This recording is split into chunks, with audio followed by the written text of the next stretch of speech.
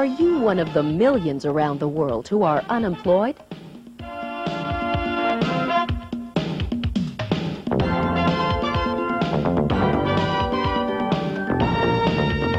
Are you in a job or two that put meals on the table but bring you no fulfillment?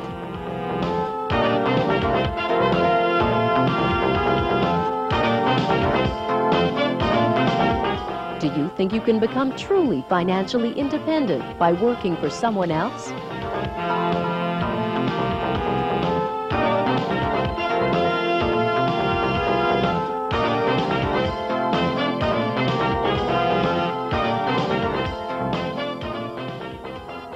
If you fit into any one of these three categories, fasten your seatbelts. You are about to be blasted into a different plane of reality, a different school of thought that may shock you. All the principles in this plane of reality are not entirely new. However, most of them have been suppressed by conventional attitudes of hopelessness, which have resulted in a great many gifted, talented, hard-working people being victimized.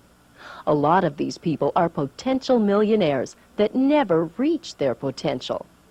There is a man that feels so strongly about this plane of reality, he feels he must share it. He believes there is no unemployment. There are just people without jobs who are not aware of the abundant resources available to all people. He also believes that you are practically digging your own grave if you are on a job that does not fulfill you. And finally, he believes that you cannot truly be financially independent unless you are in a position where, if there is only one paycheck that can be written at any one time, this check will be written by you, payable to you. This concept may sound radical on the surface. However, if you logically examine it with an open and clear mind, you will come to agree with it, like many others who have heard this man. He goes on to say that this plane of reality is open to and accepting of all types of people, no matter what your age, gender, race, religion, nationality, or educational status. This man is Victor Inkh-Ztar. Listen to this. You got to have faith in yourself. You got to believe that you got a lot more than most people are willing to say you have. You have a computer up here which is bigger and more powerful than any computer that any human being can create on this planet. You are no less a human being than Einstein. You are no less of a human being than those guys that built the spaceships. In fact, you are the equal. All you got to do is to remember that and begin to tell yourself that you are. In business, you have to overcome, there's a certain fear involved when you get involved in businesses for the first time, and you have to overcome that and just go ahead and do it. Victor's not afraid to, he does his own real estate deals. He minimizes the use of lawyers as much as possible because over the years he's learned to do a lot of those things by himself. In fact, on a lot of legal actions he's been in, he's acted as his own lawyer, and which in itself is sort of a creative thing. He could certainly, in terms of teaching other people to do that, to look after themselves, to be their own negotiator and their own boss. Yeah, that would be something that he'd be really good at. He knows his way around business. I sold him a lot of property over the years, mostly distressed properties that had, for one reason or another, people want to get rid of them. Anyone selling the property wants to get rid of it for some reason or another, and if you can fit in that area that to solve that particular problem, then you're going to make money at it. And Victor was not afraid of hard work and taking chances, and he was able to turn around a lot of properties that were in trouble. He has so many different things on the go. I have a very hard time pinning him down. To try to talk to Victor about one particular idea and take it from start to finish sometimes is hard because he's shooting off in different directions and talking about different things, but he has so many different creative ideas on the go and so many ideas on how to take different business transactions and work them through to conclusion that I don't know if he'll ever be able to manage to use all of them ideas. In dealing with Victor over the past, I've found him to be simply honest and totally reliable. Our parts have come in on time. There's never been a question about it. One small thing comes to mind. About a year ago, we sent our driver out to pick up some of these parts that we buy off him at a different location, and we had our check mailed out to him. And 2 days later, Victor phoned me up and mentioned that our check was for about 25% too much. So he insisted on coming down personally and returning that check and having a new one cut for him, which sort of tells me what it's like to do business with Victor. I think that there's a tremendous potential in some of his ideas, and I think that people could certainly benefit, certainly those individuals that have a few dollars or they have the time and they don't know how to invest them dollars or invest that time to sit down with a guy like Victor and talk about their ideas and how them and his ideas and put the two together, come up with a plan that would be mutual beneficial to everyone. Victor, you've been quoted as saying that there are all kinds of resources out there that people can access. What are some of those resources? Okay, I classify these resources in two categories. The first one is external. And now when I talk about external, what I mean is that when you go into the libraries, there's all kinds of books on all kinds of business opportunities. Bookstores have books on import-export, on real estate, all kinds of resources out there. The government, every government that I know of has publications, free publications about opportunities, about help that the government can give you in business. And then there is the internal resources. The internal resources I refer to are the ones that are born out of this, mind of ours. Everybody that's got a head over the shoulders has got these resources. You don't have to be Einstein to take advantage of these resources. In fact, the only difference between the people that are using these resources and the ones that are not using it is the key. And what is the key? The key basically is simply this, that we in this room right now, there's lights in here, okay? I don't understand electricity completely. I do have some idea. Most people don't understand electricity completely. But when they go into a room, they know that if they flip that switch on the wall, there's going to be light on, okay? This is blind faith that they're using, okay? I want people out there to use the same blind faith and believe that if they turn the switch on, this mind here can let them do practically anything in the world that they want to do. And this, I think, is even more important as a resource than all the stuff out there, because that resource is the one that is going to direct you to go to the library, to go to that person, or to go to that person or that place to get all this information. So do you feel that anyone can tap into these resources to gain financial freedom? Yes, absolutely. Like I said, the emphasis should be more on the internal one, because you can always go out there and either get the cooperation that you need of people or not get it, okay? Now, even if you don't get the cooperation of people that you need out there, your mind will always find your way. So that's the critical part. That's the most important, and that's the most potent of the resources. Now, next to that, you can go out there and all kinds of publications, reading, man, like it doesn't hurt. Read, acquire knowledge, search for knowledge. You see something that has a topic that is of interest to you, get in there, take a minute to read it. If you can't read and you want to be informed about it, get somebody who can read and let them tell you what's in there. The news, you listen to the news, there's all kinds of stuff happening on the news. You listen to something on the news and you find, oh, this is a problem, this is a major problem in the world now. Is that right? Okay, do I have a solution for this? You have a solution for that, and you can let that solution come out to the world. You got people out there, okay, who are going to pay for it. Creative merchandising. This book reveals systematic steps for the different ways you can register a business. Introduces Hypnoration, a unique technique involving self-hypnosis to turn your goals into reality by directly accessing your subconscious mind. Your race, religion, gender, or educational status don't matter. Details steps on how to create your own products and services on a low budget. Details numerous other opportunities from import-export and more. Victor, what about those people who don't have an education? A lot of people believe that if they don't have the education, they don't have a way of achieving their goals. What do you tell these people? Well, education helps. There's no doubt about it, because I wasn't born speaking English. I had to be educated to read and write, to add and subtract, multiply and divide. Education helps.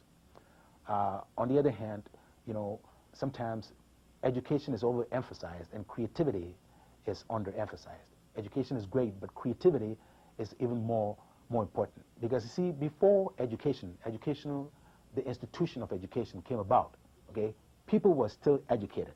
They didn't go to these institutions. See, these institutions today exist out of the creativity of somebody who said, okay, now let's organize a situation here where people can go in and learn. But before that, people were still learning. So education, as we define it as education, is fine. But the education that I'm talking about that's more important is the education in life, where you go and search for and look for and listen to. You know, keep your eyes and ears open. That kind of education, yes, everybody needs it. And you don't need to be able to read and write to do that, you see. However, reading and writing helps, you know, because there are a lot of stuff that are in books that if you don't know how to read and write, you got a little bit of problem, you know. But we also know that there are a lot of people who go to universities with degrees and stuff like that that are out there with no jobs. And even if they get a job somewhere along the line, the guy who created the job decides to fire them, they're out there again.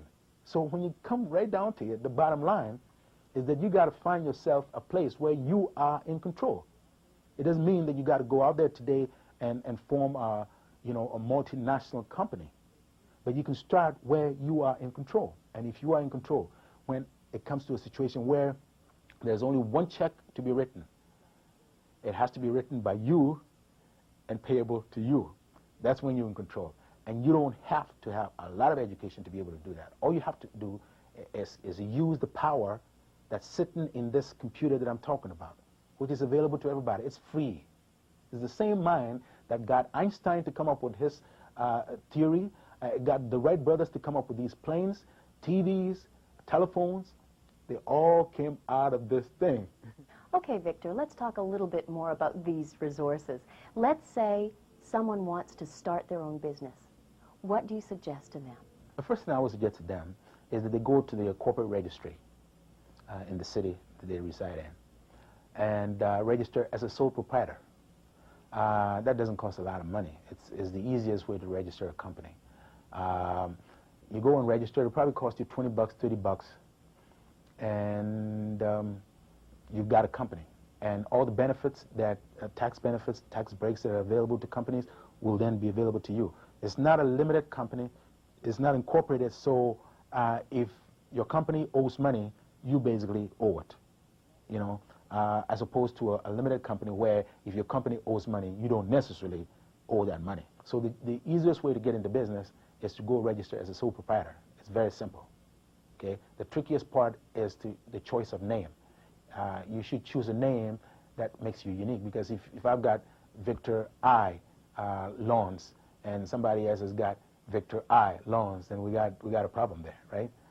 But once you've done that, then what? So you registered as a business, then what? Okay, what's more important at that point is to find a product or service that people out there need that they'll be glad to pay you for. There was one time Victor called me up and he'd got a deal on coveralls. He'd bought thousands of coveralls somewhere, and having come across coveralls, not being in the coverall business, but having come across cheap coveralls, saw a deal and bought the coveralls, and then went out and created the market, found and went to service stations and places of that sort, and sold these coveralls. I think did quite well at it. Well, there was one point last year where we decided we were going to try some mail order, and I had just mentioned this to Victor, and he had faxed through 5 or 6 pages to me right away on some great items that were hot in the store and that were being advertised on TV. He faxed them through with wholesale pricing, quantities that were needed. The one thing he mentioned to me on the telephone that wasn't on paper was, you know, see what you can do with the quantities. I mean, I can always work. I can always find someone else. A few of the items I brought with me that we were quite interested in were the juice extractor, the food dehydrator, and the DuraShares. Some of these prices that Victor had given to us were just absolutely great. Wholesale pricing being anywhere from 100 to 400% lower than the retail that he's got down here. And after I checked some of these retail prices, I found them to be lower than what the stores were selling them for as it was. After I left the bank, to go out on the business on my own. For example, I introduced Victor to another friend of mine who had some cash that wasn't earning very much money in the bank with the low interest rates these days, and he was looking for a way to maybe improve his return a little bit, and Victor managed to find him some clothing from a clothing manufacturer that wanted to liquidate, and it was probably $100,000 worth of retail value in the clothing, which my friend managed to purchase for $10,000. Victor had pre-sold about 2/3 of that clothing. The money came back immediately, and my friend has subsequently managed to sell off the rest of the clothing at a pretty tidy profit. He came one time and had heard that in Ghana there was a shortage of raincoats, and the wet season was coming, and if he could just get a given number of raincoats into Ghana at the right time, he could corner the market. But I don't know how it worked out in the end, but it was an interesting idea. Like, if you see a market, and if you can just grab it at the right time, you can make it. Same thing when he was trying to sell turkey tails. You could buy turkey tails somewhere in the States for 7 or 8 cents a pound, and in West Africa they're considered a delicacy. And if you can pull that off, you know, moving something at 7 or 8 cents a pound in one area into another, then you're going to do all right at it. From $500 to $1 million. This book reveals the exact steps Victor took to turn $500 of his own money to $1 million in 16 months in real estate. Finding the right property by researching, investigating, analyzing, and then making offers that vendors respond to. Everything you want to know about buying property with $1 down, and how to even put money in your pocket when you buy. Several unique ways to dramatically increase the value of property without waiting for inflation to do it. Introduces Landlord Security Bureau, a unique concept that gives everyone an edge in real estate management. Give us an example of how you have used these resources. For example, start out by talking about your import-export business. I had decided at one time in my life that I wasn't going to work for anybody because I had quit a job where the reason why I quit was because I had some creative ideas, and I was trying to get the top brass to help me bring this idea together within the framework of the business. They didn't encourage me. And right at that time, I felt like I was kind of dying within myself. You know, it was so hard for me to get up and go to work. And I figured that if all I was getting out of this job was going out there and doing the routine stuff and getting paid, then what is life about? You know, really. So I quit my job, and I had written out a list of things that I needed in a job. Okay? One of the first things was that the amount of money that I could make should not be limited by anything. The next thing is that if I needed to take off and take care of any family business or whatever, I wouldn't want to put myself in a position where I was going to ask a boss to give me permission to go take care of my family. And these two were on the top of the list. And I didn't really find any job that I felt that I could get these two top things in. So I decided to create my own. So I went through this research thing that I was talking about, libraries, buying books, self-help books, going to free seminars and listening to all kinds of people, you know, keeping my ears open, looking around, keeping my eyes open. And I had a bunch of clothes that I was wearing that came from Africa. These were stuff that were made in African fabrics, came from West Africa. And over a period of about 3 months during one summer, every time I wore something, people would say, "Wow, this is beautiful." You know, everybody was, you know, was going crazy about these things. And people say, "Hey, where can I get some?" And I thought to myself, "Okay, here it is." So I got myself a bunch of stuff to come from Africa. There was about 20 shirts that came in one night. And when they came in, I called around a bunch of friends. They came in, they were all gone. I brought a bunch more in, they were all gone. And that's when I got into that, to import those and bring them into Canada. Now, eventually, what happened is that we set up a manufacturing back in Ghana. And in Ghana, the government had an incentive where for any amount of exports that you, export business that you create, they give you 20% of that export income. In other words, if you manufactured $1 million worth of exported items and exported them, okay, you don't even have to factor in your profit. You see, you can manufacture these items, go out there in the global market, be very competitive, and you get 20% right there. So I made the products, I brought them into North America, I brought them into Europe.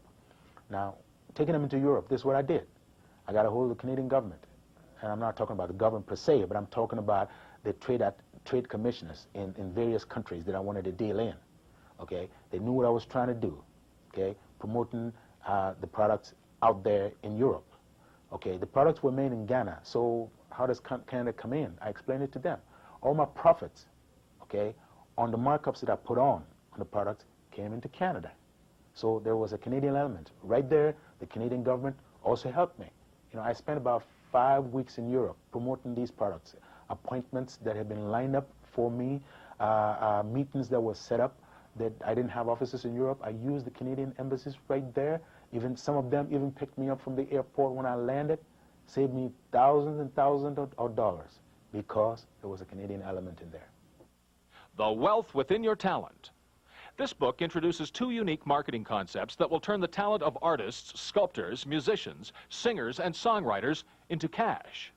Artists of art can finally turn their art into money by tapping the open global market with approval only from the consumer.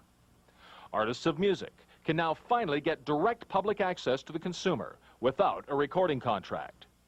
What about your real estate activities? Those are quite extensive as well.